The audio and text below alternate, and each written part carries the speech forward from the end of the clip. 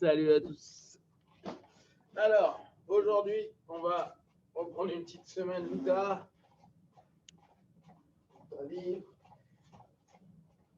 Ouais, chaud bouillant, avec Fred qui a décidé d'être déménageur aujourd'hui. Oui, c'est ça. Donc, on va partir sur quoi? On va partir sur ce week-end, UFC.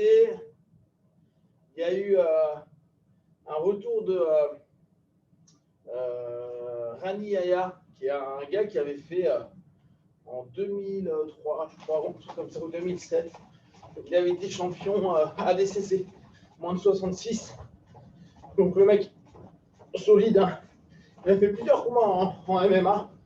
Alors j'avoue que je me souviens plus du tout de sa carte. Mais grappleur qui tombait sur un mec qui strikeait vraiment bien. Et on s'est trouvé sur un combat de style. Alors je vous invite à regarder, hein, on le trouve facilement sur MMA Share.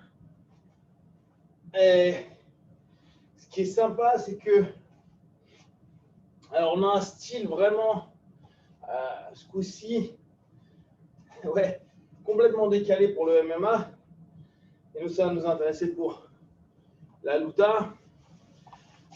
Parce que Rani, lui, par contre, il n'est pas complet. Hein. Alors, pas du tout. Donc, c'est vraiment un grappleur qui donne des coups de poing, des coups de pied, mais c'est pas gagné. Surtout par rapport au gars en face de lui qui avait vraiment un striking super. Alors, on va regarder plusieurs choses. Parce que c'est assez sympa. Il a gagné le match au deuxième round.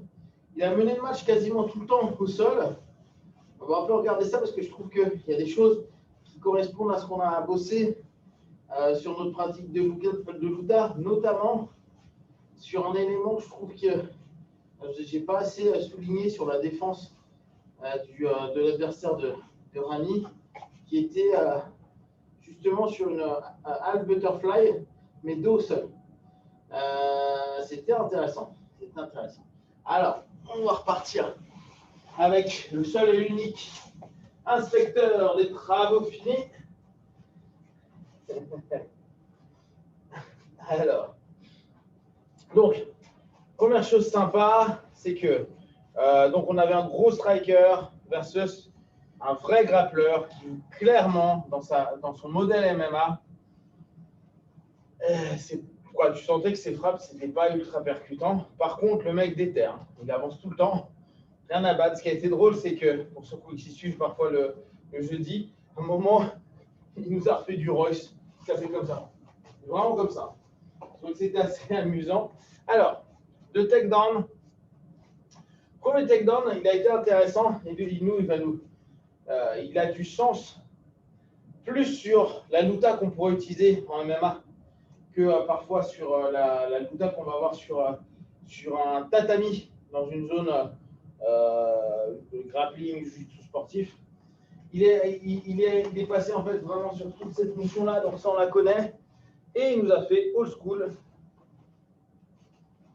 Et quand je dis old school, c'est old school. Hein. Alors ce qui était intéressant, c'est que souvent quand on est là, nous, on est sur une notion où on maintient un peu le gars. Alors vous avez vu, moi je prends du 10 doigts ici. Donc là, je ne te laisse pas faire, on va dire en mode bonhomme. Voilà. Qu'est-ce qu'il fait souvent? C'est que souvent il vire sa hanche. Vous êtes d'accord? Hein? Donc là, il squeeze énormément au niveau de ses coudes. Ça va? C'est le hug du major. Donc, cette notion, elle est intéressante. Hein? On le sait, hein, techniquement. Mais souvent, on ne le fait pas. Nous, on est plus en train de maintenir. Et il squeeze. Son but est vraiment d'aller à la recherche de serrer les coudes. Alors, il faut bien se rendre compte que nous, sur un combat no-gi ou grappling, là, le mec, souvent, il va tenter de se barrer. Il se barre de plus en plus loin, on va lâcher au bout d'un moment. Par contre, si on regarde sur nos modèles luta, ce qui peut être sympa, c'est ça. Si on est là, on est arrivé, vous avez vu, on est plus sur de la gréco à ce moment-là. Nous, on est plutôt sur des notions là. J'ai le dream, je passe. D'accord, je ne cherche pas. Alors, le mieux serait là, hein. On est bien d'accord. Il y a eu d'ailleurs dans le Ah ouais, non, c'était fight to win. Il y a eu des mecs qui passaient en 2 comme ça. Dès qu'ils ont un peu de gréco, pas grand-chose. Hein. Ça vole super vite. Par contre, il y a, donc ça peut nous intéresser, 10 doigts, où il y en a, quand ils passent les deux, ils vont chercher les avant-bras. C'est-à-dire que soit je suis là, 10 doigts, soit les mecs vont aller chercher leurs avant-bras. D'accord? Chercher leurs avant-bras. Et vraiment aller chercher loin. Nous, souvent, on reste avec les mains de cette façon-là, ou en 10 doigts. Mais eux, ils vont carrément hugger comme s'ils étaient en train de chercher une guillotine. D'accord? Bon, là, sur nous, ce qui nous intéresse, je suis arrivé ici, ça lutte un petit peu, c'est une galère. Je vais réussir à passer un escrime intérieur et j'arrive ici. Ok. Là, si Fred répète ce qu'il a fait tout à l'heure, qu'on reste sur un modèle Luta, je ne lâche pas tout de suite, j'attends. Alors, il veut partir et quand il part, je ne peux pas aller chercher sur le haut et ça, on le connaît. D'accord? Ça, c'est assez simple pour nous. Pourquoi? Parce que vu qu'il part là, il va essayer de lever. Le truc, c'est qu'il me laisse quand même beaucoup d'espace avec sa tête vu qu'il est penché sur l'avant. Donc, hop, ça lutte un peu. Voilà, là, il veut rentrer en escrime. J'accepte son escrime et je repasse intérieur. Et je repasse. D'accord? À la limite, le fait qu'il escrime, moi, ça m'arrange. 1, je suis là, je pense, je squeeze mes bras. Voilà, il rentre un peu. Je vais monter, passer et remonter vers le haut. Bien sûr, hein, il pourra relever. Hop. On est là. On enlève. Parce qu'à ce moment-là, je peux très bien voir le partenaire qui tourne. Hein, ce n'est pas un problème. Et souvenez-vous, on prend la tête dans ce cas-là. Après, on peut aller travailler à ce niveau-là. Dans le fight to win, d'ailleurs, c'est un des gars a fait à peu près ça. C'était pas une bonne idée, c'était 2 méga lourds. Et le mec, il a commencé à partir comme un ouf en Uchimata. Le mec a continué à pousser. Son genou, il a fait craquer. Mais, donc on est ici. Là. Donc, le problème qu'on va avoir, c'est que là, il est plutôt bien. Et vous avez vu, là, il part plutôt sur de l'escrime. Ce que je vais, moi, d'abord faire, c'est squeezer pour qu'il parte, en fait, son corps sur l'arrière. Et c'est d'ici, là, s'il veut rentrer, pour moi, ça va être vachement plus simple. Parce que s'il est trop droit, on est d'accord que c'est ce qu'on a eu l'habitude de faire pendant des années, on escrime. Donc, on récupère le centre. Bam, je suis ici. Ah, ça fight. Là, il veut rentrer. Il n'est pas super les fesses en arrière, donc vaut mieux que je reprenne un travail en escrime à ce niveau-là. Là, vous avez vu, dès que je commence à avoir le 10 doigts, je ramène. Là, voilà, dès qu'il descend, là, il peut rentrer, ça ne me dérange pas. N'oubliez pas, mon idée, mon épaule va sur l'arrière de la nuque. D'accord? Je vais vraiment chercher à le coincer. Donc, hop, on est là, ça escrime. Là, ici, n'hésitez pas. Là, dès qu'il rentre trop, pour moi, c'est fini. D'accord? Donc, dans ce cas-là, réescrimer, 10 doigts squeezer. Voilà, il est vachement sur l'arrière. Maintenant, je vais pouvoir jouer mon épaule en premier. C'est mon épaule qui m'intéresse en premier. En gros, je vais aller au-dessus. On l'avait vu hein, sur notre front headlock. Je vais aller complètement brosser mon partenaire. Et je suis obligé de faire de l'action-réaction parce que, bien sûr, si on est sur nos phases habituelles, on bastonne un peu, on est un peu sur la lutte. Voilà. Je rentre à l'intérieur, il ne veut pas. Je rentre à l'intérieur. Voilà. Là, si je suis sur ces phases-là, ça va être compliqué. Je prends ma tête au centre, je tente de reprendre. Et là, ce coup-ci, je vais arriver ici. Là, je vais squeezer. Je descends, je squeeze. Voilà, il part. Là, maintenant, pour moi, ça devient plus intéressant. Vas-y, continue à ta faire. Je vais pouvoir, là, et là, quand je vais claquer ici, je ne vais pas chercher direct à aller prendre. Vous avez vu, il y a son bras. Je vais aller brosser. Et vu que je brosse, je ne suis pas en train de me battre avec mon escrime. Nous, souvent, on est en train de se bastonner à vouloir empêcher son escrime. On est là, il y a son escrime qui passe. Et là, vu qu'on est un peu plus bas, je vais penser à aller vers le haut. C'est pour ça qu'il ne faut pas qu'il soit complètement haut. Parce que s'il est complètement haut, je ne peux pas le faire. Par contre, si on est là, ça bastonne, on est ici, boum, ça, hop, je ramène, je squeeze. En fait, ce que je veux, c'est qu'il emmène ses fesses sur l'arrière.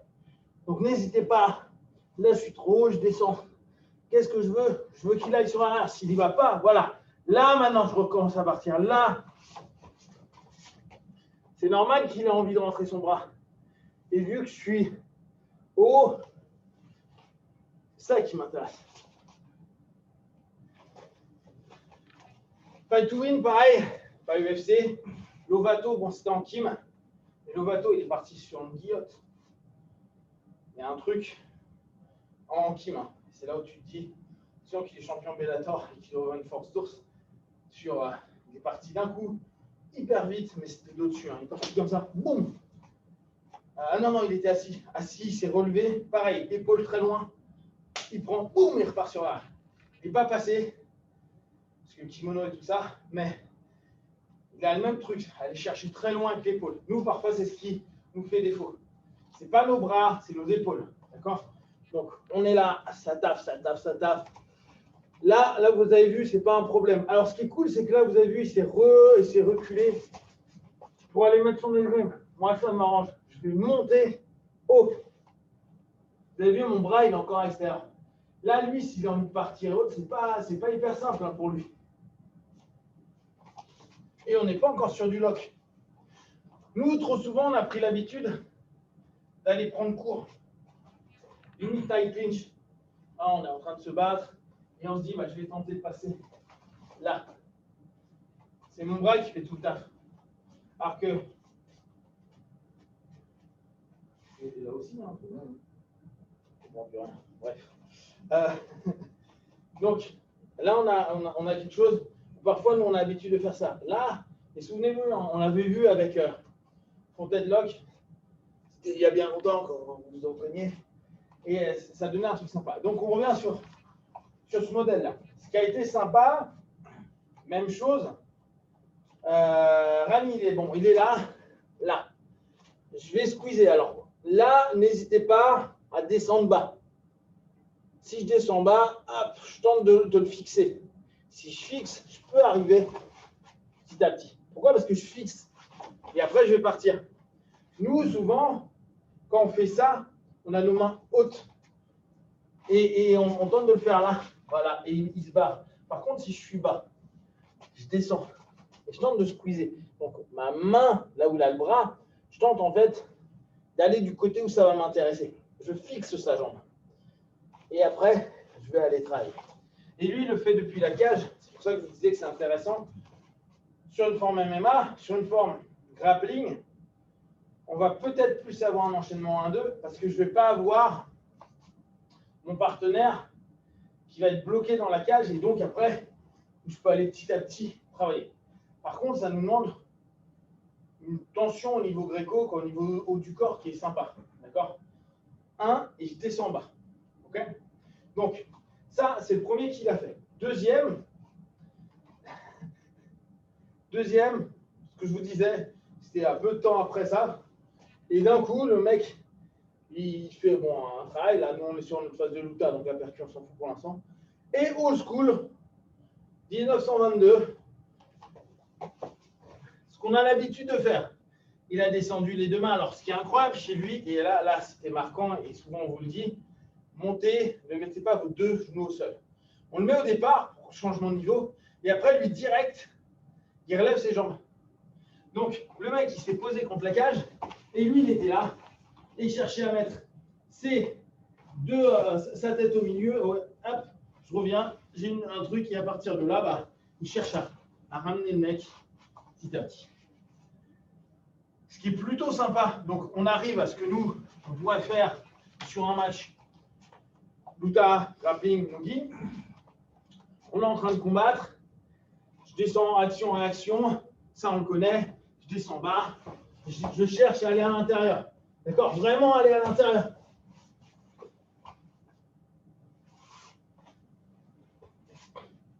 Donc, vous vous souvenez, je vous avais dit, c'est vraiment Nous, on n'a pas l'habitude de faire ça. C'est vraiment lutte universitaire. On voit vachement les gars aller grinder à partir de là. Ils descendent bas. Et après, ils avancent. Tête, hein, ils passent entre les jambes. Ce qui est assez intéressant. Et si on rajoute ce qu'on faisait quand on faisait 1, poser 2, vous vous souvenez, on était ici, je suis là, je fais réagir, je descends, et après, je repars là. Bah, si je suis bien à l'intérieur, je peux carrément passer. Ce qui est plutôt cool pour moi. Alors bon, je dis ça, parce que là, je suis en train de me dire, s'il scroll d'un coup, faites gaffe. Votre bras, il peut être truc. Mais vu que je suis au milieu, je suis plutôt pas mal. D'accord? Donc, toujours le même truc, en fait. Hein. Si je veux rentrer dans les jambes, il faut que je fasse un action-réaction. Et je peux très bien repartir. N'oubliez pas, on va poser vers le bas pour qu'il puisse remonter. À ce moment-là, en fonction de vous, votre jeu, soit je descends le genou, soit il y en a qui aiment aller directement ici et après y aller. Voyez ce que vous aimez. Moi, je préfère descendre, intérieur. Je vais chercher soit une jambe et après, je vais travailler la deuxième, soit je passe au milieu, je maintiens les deux. Là, il n'y a plus de sprawl possible, donc c'est plutôt cool pour moi. Okay, ça, c'est plutôt sympa. J'avoue que je préfère la première sur le travail technique parce que moi, toutes les trucs où on commence à créer une distance, si on n'a pas un bon action-réaction, je trouve que c'est dur, surtout quand le mec sent que vous êtes un peu lutteur. Lutinho, petit lutteur. Et que souvent, il va avoir l'explosivité de sprawler tout le temps. Le premier, il est plus physique, mais l'intérêt, c'est que je le fixe. Et que, vu qu'il va souvent faire ça, bah après, ne pas se prendre avec la main et se dire je suis tout proche de lui parce que j'ai un underhook, et juste chercher à aller au-dessus, quitte à slapper, slap, boum, ce sera plus dur hein, dans les conditions qu'on propose, mais plus il sera là à enlever ses fesses, mieux ce sera pour moi. Par contre, il faut que j'arrive à le faire réagir sur, c'est pas un body lock là, c'est vraiment underhook, fermé, ça doit avoir un nom. Mais... Ok, donc ça, première phase, que je trouvais sympa, et je pense que ça, on peut le répéter pas mal parce que ces notions-là, alors vous avez vu, ça c'est assez drôle d'ailleurs. Moi, depuis des années, on fait travailler des escrimes. Or, vu qu'on est des mauvais lutteurs, c'est hyper rare qu'en combat debout, les escrimes nous servent beaucoup. On est là, dès que ça ne va pas, on n'est pas en train de faire. On est plutôt en train de faire. Parce que, on n'a pas une lutte qui est une lutte gréco, une lutte libre. Et c'est vrai qu'on est très limité sur notre champ sensation, action, réaction, nos kozushi, tout ça. Donc, on a un niveau qui est bas. C'est pas qu'on est nul en fait, on a un niveau bas à ce niveau-là. D'accord? Donc, mais c'est sûr que si, là, comme il fait ici, rentrer à l'intérieur, c'est une bonne chose. Maintenant, il faut que j'arrive, non pas à rentrer celle-ci, mais simplement à revenir là et à descendre bas. D'accord? Là, c'est intéressant.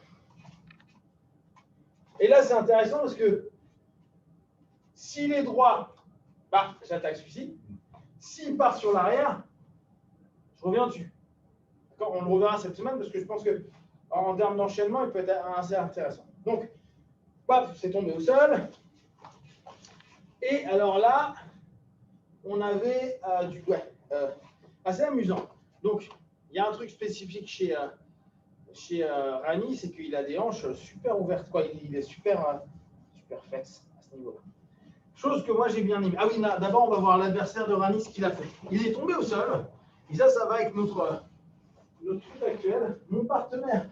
Et là, il a pris en mi-garde. Il a pris en mi-garde allongé.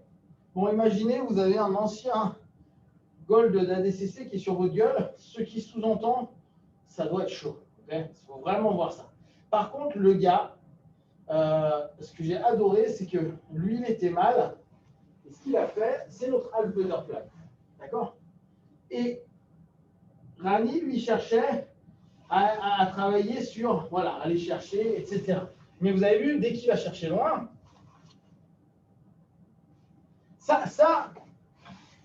Il y a quelques gars à l'UFC qui le font, de mi-garde. Alors, ils doivent avoir des super hanches pour pouvoir rentrer super vite en hook.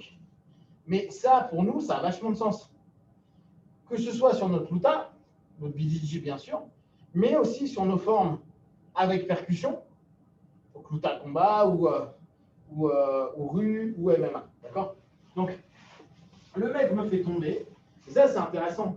Nous, on a beaucoup appris à faire ça, à fermer. Et on le fait plus instinctivement parce que c'est pas fatigant, tout simplement. L'idée serait que dès qu'on tombe, on s'impose. Et là, ce coup-ci, vous vous souvenez, soit on pose au niveau de la cuisse, soit au niveau du sol. Là, je suis sur une notion de défense. Donc, je n'ai pas besoin d'être forcément sur ma jambe. Si je peux le faire pendant le combat, tant mieux. Mais là, je vais me retrouver souvent là. Donc, lui, il est hyper fort. Donc, mon idée pour moi, c'est de garder constamment ma half butterfly ici. Ce qui fait que dès qu'il veut approcher ou avancer, là, vu la différence de taille, bah, c'est une galère pour lui. D'accord? J'ai un vrai crochet galère. D'ailleurs, ce qui a été impressionnant, c'est que le mec, même s'il n'est pas arrivé à fond, à un moment, Rami, il est remonté un petit peu. Il a passé, il a mis ses deux hooks. Et il le tenait vraiment comme ça. Donc ça, c'est sympa. Parce que on a vu, bon, c'est sur les modèles MMA, penser être en demi-garde, c'est dangereux. Par contre, la half butterfly, et là, on vient à ce que tu faisais la dernière fois, tu mets le shield, tu mets un bouclier avec ta jambe, ça a vachement plus de sens. Maintenant, je sais, alors, le gars, tu sens qu'il était souple des hanches parce qu'il y a des moments, il avait des angles où, là, tu vois, tu ne parles pas beaucoup sur le côté, mais il y a des moments, lui, il arrivait à le maintenir avec limite dos au sol et hanches connectées. Alors, c'est un petit plus physio, je pense, qui peut aider. Mais l'idée est top. Pensez à ça. Moi, d'habitude, je vous dis, on est là, on est assis. Là, c'était vraiment basé sur je suis au sol. Alors là, s'il remonte, bien sûr qu'il n'est pas forcément bien. D'accord? Il n'est pas bien, hein, parce que tout simplement, moi, je vais lever, et après, bon, c'est tout un taf qu'on va faire. Pensez, pour ceux qui aiment, si on arrive ici, hein, ça nous ramène sur ce qui peut nous intéresser, c'est-à-dire 2-3 petites astuces sympathiques pour aller sur les jambes. D'ailleurs, incroyable en Fight to Win, si vous pouvez regarder que vous avez fait le grappling, les mecs attaquent les jambes d'une vitesse, mais d'une vitesse. Que ce soit des légers, des plus lourds un peu moins. Mais là, il y avait Taquette. Taquette, il a fait un combat. Il a fait un ciseau sur une jambe. Tu vois comment ils se font les ciseaux sur une jambe? En fait, ils arrivent directement comment ça s'appelle ça, le machin hall là, et directement au niveau là, direct. Ouf, en faisant un ciseau. Hein. En fait, tu pars de derrière, tu vas chercher, hop, et tu fais ton méga. Donc, ça, première chose sympa à ce niveau-là. Maintenant, ce qu'a bossé Rani, c'était ça. C'est que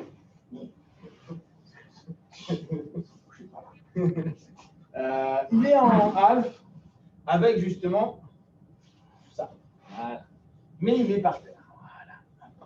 On va mettre là, sinon on ne va pas voir ton body incroyable. Voilà. Donc, ce qui était intéressant, c'est que il empêche à chaque fois, dès que Rani voulait se barrer par là, voilà, il avait ce risque-là. Donc, ce que faisait Rani, c'était hanche très basse. Ah oui, de ce côté-là. Ça, c'était super. Hanche très basse. Et, alors lui, arrivait à maintenir avec une hanche très basse. Tu vois, c'est là où tu te dis, je pense qu'il avait un angle et une hanche. Parce que toi, là, tu ouvres à fond. Alors que lui, constamment, en fait, je suis là. Voilà. Là, en fait, ta hanche va être très basse. Et lui, en fait, il s'impose, il n'ouvre pas là. Il s'impose à être tout le temps super haut. C'est-à-dire que dès que tu bouges, voilà, il te maintient. Le problème qu'on a, c'est souvent quand la hanche descend bas, on ouvre là. Lui, et c'est pour ça que je disais qu'il y a des moments, je pense que ça, c'était ouf, parce qu'il avait un angle quasi droit ici, et il ne se faisait pas tuer alors que Rani était ultra loin. Donc, on est sur ce process. Tiens, plutôt comme ça. Génial. On est là, ok. Rani, il avait décidé de quasiment pas percuter. Par contre, très bas, c'est ça c'est un truc que j'aime vraiment beaucoup. Mais on a déjà vu, hein, c'est un peu quand on est en forme lutte. Et le deuxième, pareil, ouvert. Et en fait, pendant tout le truc, premier comme deuxième round, il a tenté de passer, mais pas trop. Par contre, il était constamment en train de faire ça. À tenter de revenir, à tenter de revenir. Et là, je reste pourtant dans son jeu. Hein. Et en fait, je ramène constamment. Boum, boum, hop, boum. Et je fais que ça. Ce qui fait que là, il ne peut pas vraiment me lever parce que je vais du côté de la jambe. Et si tu me lèves, c'est ce qui s'est passé à la fin, je commence à te bloquer, tu me lèves, et là, je fais un switch de hanche. Et vu que j'ai déjà son bras, je vais tenter mon étranglement. Donc, moi, ce que j'ai trouvé top, c'est cette idée de je ne passe pas forcément la mi-garde. D'accord? Je ne passe pas forcément la mi-garde. Donc, bien sûr, pour l'UTA sportive, ce n'est pas forcément intéressant dans mon process. Par contre, tant que je suis là, que ce soit sur une phase LUTA ou MMA, je n'ai pas de risque. Il ne peut pas me donner des masses de coups. Moi, je peux lui en donner, et vu que je suis assez loin, je sais que ça ne sera pas puissant. Par contre, constamment, je peux chercher à vouloir passer au niveau de la hanche parce que je descends bas. D'accord? Je tente. Et vu que voilà, il veut me maintenir, bah, constamment, je tente d'aller sur ce côté-là. Et au fur et à mesure, bah, là, je lève, il ne peut pas me lever. Donc, je tente d'aller mettre ma tête, je tente d'aller revenir, hop. Et après, je reviens bas. Je peux. Premier temps. Et là, on connaît. Là, je peux maintenant tenter de remonter. Là, si on est dans ces process-là, en restant bas, parce que là, je vais rester bas, là, ça devient une galère pour lui. Au moment où il voudra bouger un petit peu, bah, je vais simplement passer de ce côté-là et revenir. Et ce qui a été dingue, c'est qu'il n'a même pas décidé, ou l'autre a super bien recomposé, d'aller direct sur le 100 kg. Il s'est retrouvé sur une inversion de mi-garde pour finaliser son truc. Ça, j'ai trouvé que c'était hyper pertinent dans un contexte LUTA. En kipp, ça pourrait être un peu différent. Contexte LUTA ou contexte MMA, on est bien. Donc, je reprends. On est là. Boum. Mon idée ici, à la place de faire comme d'hab, je suis super positionné, je tente de passer. Je descends mes hanches très bas. Ok, quitte à avoir celle-ci, voilà, ouverte. Limite, la jambe de gauche, je ne touche pas mon genou au sol. Là, ce que je vais tenter de faire, c'est d'aller travailler pour avoir un triangle de bras. Donc, mon idée, c'est tout le temps d'aller l'embêter là, de remonter très haut, d'où le fait que je sois constamment sur mes appuis, et je tente d'aller dans cette direction-là. Là, lui-même, il est hyper en extension, c'est pas évident. Hein. Et c'est constamment. Donc en fait, ce que faisait l'autre, et d'ailleurs, Cormier disait, c'est con parce que celle-ci devrait l'underhooker, chercher à l'underhooker. Là, t'es en underhook. Voilà. Mais bon, lui, quand ça se passait, bah, tu repars sur l'arrière, tu attends un petit peu. Là, pour l'instant, je n'ai pas de danger.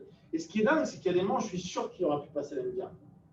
Mais il préférait ne pas passer la mi-garde pour pouvoir recommencer son délire, hop, partir haut, voilà, tête basse. C'est exactement ce que le mec faisait. Tu vois, hop, là, il venait, hop, il poussait, ça ne marchait pas, il revenait. Potentiellement, il aura pu très rapidement faire ça. Et nous, sur une notion LUTA sportive, ça peut être intéressant. Nous, parfois, vous savez, on a des séquences où on va aller trop vite à passer une garde. Maintenir dans une demi-garde où vous n'êtes pas en danger, c'est-à-dire je m'étale au sol, peut nous permettre, nous, d'avoir un feedback et un retour a posteriori vachement simple, soit pour réussir ma sub, soit bah, il n'en peut plus, et là je passe mon 100 kg. Mais un mec qui n'en peut plus, il va moins recomposer qu'un mec qui est chaud bouillant, qui dit « Oh putain, il m'a passé ma garde ». Donc vous avez trouvé la notion bien, on reviendra dessus, parce que je pense que ça, il y a des choses super intéressantes à bosser. Voilà pour aujourd'hui. Continuez à vous entraîner jour et nuit. Pensez que si vous voulez faire partie de la team déménagement, ils recrutent en ce moment. Et à très vite. Ous.